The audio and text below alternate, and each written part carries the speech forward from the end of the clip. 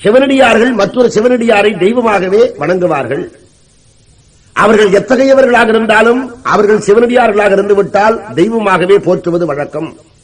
அவர்கள்தான் சிவன் என்றே கருதி வணங்குவது வழக்கம். ஒருவர் எவ்வளவு பெரிய செல்வந்தராக இருந்தாலும் அதை பற்றி கவலை இல்லை. அல்லது செல்வம் மற்றவர்களாக இருந்து தெய்வப்பற்று உள்ளவர்களாக இருந்து விட்டால் போதும், அவர்களையே சிவன் என்று கருதுவது சைவ உலகத்தினுடைய நீண்ட மரபாகும். சங்கநிதி பதுமநிதி இரண்டும் தந்து தரணியோடு வானாளத் தருவரேனும் மங்குவார் அவர் செல்வம் மதிப்போம் அல்லோம் மாதேவர்க்கே காந்தர் அல்லராகில் என்று பாடிய திருநாவுக்கரசர், அங்கமெல்லாம் குறைந்து அழுகு தொழு நோயராய் ஆவுரித்து தின்று உடலும் பொலையரேனும் கங்கை வார் சடைக்கறந்தார்க்கு அன்பராகில் அவர்கண்டீர் நாம் வணங்கும் கடவுளாரே என்று பாடியது போல சிவனுடைய நாமத்தை சொல்லிவிட்டாலே சிவன் என்று கருதக்கூடிய பண்பு இருப்பதால் இதுவரைக்கும் தனக்கு தளபதியாக இருந்த பரஞ்சோதியாரை சிவனடியார் என்று தெரிந்தவுடன் மன்னன் எம் பெருமான் என்ற சொல்லின் மூலமாக அழைப்பது சைவ மரபினுடைய பெருமையை சுட்டி காட்டுவது.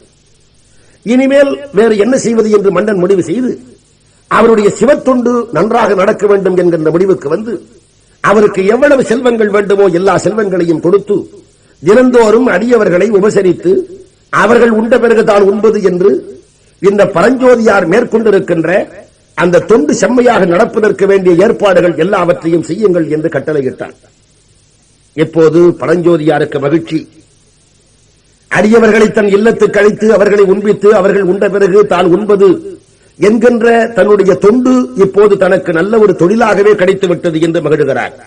நரையிதழி திருமுடியார் அடியாரை நாள்தோறும் முறையினில் திரு அமுது முன்வூட்டி பின் உண்ணும் நிறைவுடைய பெருவிருப்பால் நியதியாக கொள்ளும் துறை வழுவா வகை ஒழுகும் தூய தொழில் தலை நின்றார். அவர் தளபதியாக இருக்கிற போது அந்த தொழிலை குறிப்பிடுகிற சேக்கிழார் போட்ட வார்த்தை மேய தொழில். இப்போது சிவனடியார்களை பேணக்கூடிய வாய்ப்பு இவருக்கு கிடைத்தவுடன் அந்த தொழிலை குறிப்பிடுகின்ற பொழுது இவர் போட்டிருக்கிற வார்த்தை தூய தொழில். மேய தொழில் என்றால் நாம் விரும்பாமலே நம்மை வந்து சார்ந்திருக்கிற தொழில். தூய தொழில் என்றால் நம்முடைய விருப்பத்தின் வண்ணம் அமைந்திருக்கின்ற தொழில். இப்போது இதுகாரம் இவர் உள்ளத்திலே எது தொண்டாக இருந்ததோ அதுவே இப்போது இவருக்கு தொழிலாக அமைந்துவிட்டது. சிவனடியார்களை பேணுவது என்கின்ற ஒன்றே இவர் உள்ளத்திலே தொண்டாக இருந்தது. இப்போது அதுவே இவருக்கு தொழிலாக அமைந்து விட்டதால் இப்பொழுது இவர் மேற்கொண்டிருக்கின்ற தொழில் மேய தொழில் அல்ல, இவருக்கு விருப்பமான தொழில் என்பதால் தூய தொழில் என்கின்ற சொல்லை சேக்கிழார் பயன்படுத்தினார். அப்படி திருச்செங்காட்டங்குடியிலே பரஞ்சோதியார் குடியேறினார். இப்போது முடிவு செய்து கொண்டார், தினந்தோறும் தன்னுடைய இல்லத்துக்கு வரக்கூடிய அடியவர்களை உண்பித்து அவர்கள் உண்ட பிறகு தான் உண்பது என்கின்ற மிகப்பெரிய தொண்டு ஒன்றினை மேற்கொள்ளத் தொடங்குகிறார். இந்த இடத்தில் பரஞ்சோதியார் என்று குறிப்பிடப்பட்ட தளபதியார் புதியதாக ஒரு பெயரை பெறுகிறார். அது என்ன என்றால் சிறு தொண்டர் என்பது. என்ன காரணம்? அவருக்கு சிறு தொண்டர் என்று பெயர் வருவதற்கு என்ன காரணம்? அடியவர்கள் தங்கள் இல்லத்துக்கு வந்தால் நெடிது உயர்ந்த தன்னுடைய தோற்றத்தை குறுக்கிக் கொண்டு மிகுந்த பணிவோடு அடியவர்களை வரவேற்கிறவர்.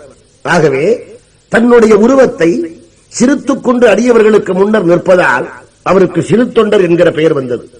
மேதகையார் அவர் முன்பு, அதாவது தன் இல்லத்தை தேடி வரக்கூடிய அடியவர்களுக்கு முன்பாக மேதகையார் அவர் முன்பு மிகச் சிறியராய் அடைந்தார்.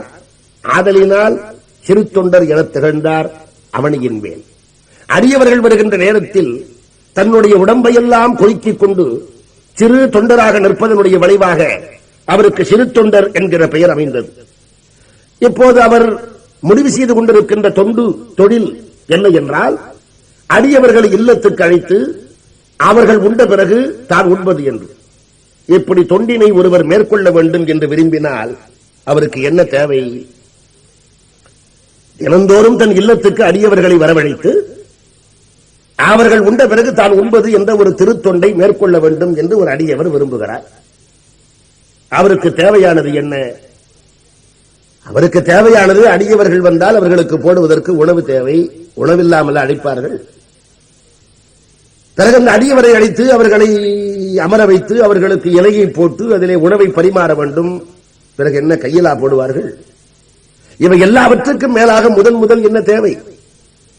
ஒரு அடியவரை உபசரிக்க வேண்டும் என்று ஒருவர் நினைத்து விட்டால் முதலாக அவருக்கு என்ன தேவை? ஏறுக்கு மாறு பேசாத மனைவி தேவை.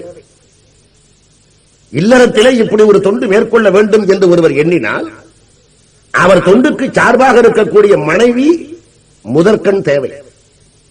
இவர் 2 அடியவர்களை தினமும் இல்லத்துக்கு அழைத்து வந்து அவர்களை உண்பிக்க வேண்டும் என்று எண்ணுகிற போது அதற்கு ஏற்ற முறையிலே மனைவி அமையாமல் தினமும் 2 பேரை அழைத்துக் கொண்டு வந்து யார் இங்கே சமைத்து போடுவது, நீர் 2 வீட்டுக்கு போம் என்று சொல்லாத ஒரு மனைவியாக கிடைத்தால் மட்டும்தான் அவர் மேற்கொண்டிருக்கின்ற திருத்தொண்டு செம்மையாக அமைய முடியும்.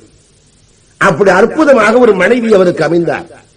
பரஞ்சோதியார் சிறுத்தொண்டு என்கிற பெயர் பெற்று அவருக்கு அமைந்திருக்கின்ற மனைவியார் பெயர் திருவெண்காட்டு நங்கை.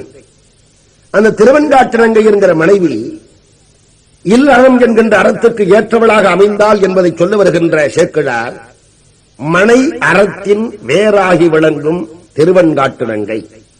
மனை அறத்தின் வேறாகி விளங்கும் திருவெண்காட்டு நங்கை. இல்லறம் என்பது ஒரு மரமானால் அந்த மரத்துக்கு வேறு போன்றவளாக விளங்கக்கூடிய திருவெண்காட்டு நங்கை. உண்மைதான்.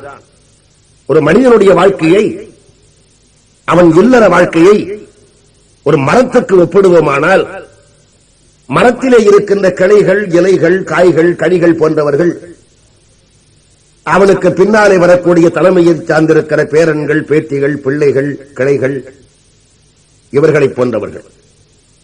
அந்த மரத்தை சுற்றி இருக்கின்ற பட்டையை போன்றவர்கள் இவன் பிறந்த காலத்திலே இருந்து இவனோடு ஒட்டி இருக்கின்ற உறவினர்கள். அந்த மரத்திற்கு அமைந்திருக்கின்ற வேர் போல இருக்கிறவள் அவனுக்கு அமையக்கூடிய மனைவி. இலைகளோ கிளைகளோ உதிர்ந்தாலும் வெட்டப்பட்டாலும் மரம் உயிர்ப்போடு இருக்கும். அப்படி பேரன் பேத்திகள் முதலானவர்கள் அன்பை விட்டுவிட்டாலும் ஒரு மனிதன் வாழ முடியும். மரத்தை ஒட்டி இருக்கின்ற பட்டை உரிக்கப்பட்டாலும் மரம் உயிர்ப்போடு இருக்கும். பிறப்பிலே இருந்து தன்னோடு ஒட்டி இருக்கின்ற உறவினர்கள் விட்டுவிட்டாலும் ஒரு மனிதன் வாழ்க்கை நன்றாக அமையும். ஆனால் வேர் வெட்டப்பட்டு விட்டால் மரம் வாழாது. மனைவி இல்லாவிட்டால் இல்லறம் சிறக்காது. எவ்வளவு கருத்துக்களையும் உள்ளடக்கி மனையறத்தின் வேறாகி வழங்கும் திருவெண்காட்டு நங்கை என்கின்றவள் மனைவியாக வந்து அவருக்கு அமைந்திருக்கிறார்.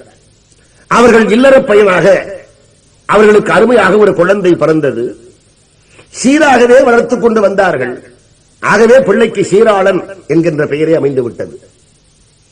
இப்போது அவர் மேற்கொண்டிருக்கின்ற தொழிலுக்கு, அதாவது அடியவர்கள் வந்தால் அவர்களுக்கு உணவு சமைத்து போட்டு உபசரிப்பதற்கு, சமையல் பணி செய்வதற்காக சந்தன நங்கை என்கின்ற ஒரு பெண் அந்த வீட்டிலே நியமிக்கப்பட்டார். 4 கொண்ட குடும்பமாக அது விளங்குகிறது. சிறுத்தொண்டர், திருவெண்காட்டு நங்கை, சீராளன், சந்தன நங்கை என்ற பணிப்பெண் என்ற 4 கூடியிருக்கிற குடும்பம். எந்த விதமான தடையும் இன்றி தினந்தோறும் அடியவர் வருவதும் அவர்களுக்கு உண்பிப்பதும் அவர்கள் உண்ட பிறகுதான் உண்பதும் இப்பேற்பட்ட தொண்டினை கொஞ்சம் கூட தவறாமல் செய்து கொண்டே வருகிறார். இங்கேதான் இறைவனுடைய சோதனை தொடங்கப் போகிறது. பக்தி பக்தி என்று சொல்லுகிறோமே, அதற்கு உள்ள இலக்கணம் என்ன என்றால், தான் எடுத்துக் கொண்டிருக்கின்ற செயலில் உறுதியாக இருப்பது, அவ்வளவுதான். அதற்கு எவ்வளவு இடையூறுகள் வந்தாலும், எவ்வளவு சோதனைகள் வந்தாலும், தான் எடுத்துக் கொண்டிருக்கின்ற லட்சியத்திலே இருந்து மாறுபடாமல் இருப்பதற்குத்தான் பக்தி என்று பெயர்.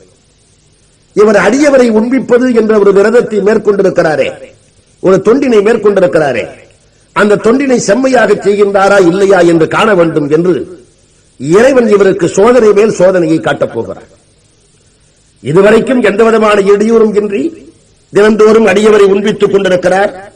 நல்ல கண்ணுக்கு நிறைந்திருக்கின்ற பிள்ளை, அழகிய பிள்ளை, சீராளன் என்ற பெயர் பெற்ற பிள்ளை, சுருளும் மயிர், முதல் கட்டி, 2 காதிலும் மணிக்குதம்பை, மருவு திருக்கண்டனான், மார்பிடில் அழகிய ஐம்படை, பொருவில் வைரச்சரி, பொன்னரஞான், புனை சதங்கை, இப்பேற்பட்ட அழகோடு கூடியிருக்கின்ற அணிகலங்களை அமைந்திருக்கின்ற சீராளன் என்கிற பிள்ளையோடு இவர் செம்மையாக வாழ்ந்து கொண்டிருக்கிற நாளில் இவரை சோதிக்க வேண்டும் என்று திருவுள்ளம் பற்றி இருக்கின்ற இறைவன் ஒரு நாள் தன்னுடைய சோதனையை தொடங்குகிறார்.